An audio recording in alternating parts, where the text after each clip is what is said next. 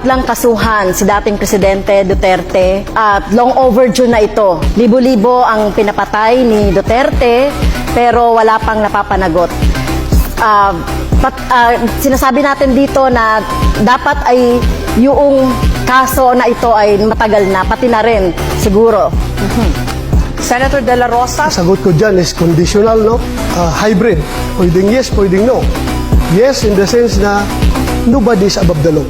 Kapag mayroon siyang nagawang kasalanan, kasuhan natin. Pero kung wala naman siyang nagawang kasalanan, huwag mo siyang kasuhan base doon sa kaso ng ibang tao. Because guilt is personal. Huwag po nating ipaangkin kay Pangulong Duterte yung kasalanan ni Ninja Caps. Kaya po, after 3 years na tapos na sa pagulong, walang kaso. So, mismong siya, si President Duterte, ay umamin na pumatay siya ng tao. Kaya kailangan siyang kasuhan.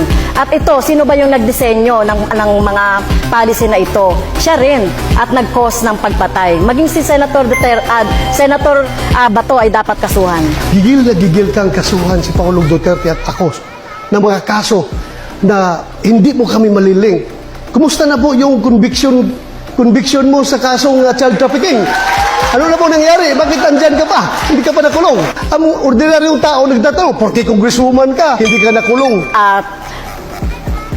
Ang ginawa po natin na pagre-rescue, tama lang po yung ginawa ko na pagre-rescue sa mga teachers, sa mga bata na biktima ng mga harassment, intimidation at threat doon sa sinasabi ni Senator Bato na kaso. So, kung sino mang mga teachers, gagawin yon. Ano pong rescue na pinagsasabi niya? Na yung mga parents ng mga bata mismo ay galit na galit sa kanya. Bakit ginamit niya ang mga kabataan para sa kanilang kapakanan?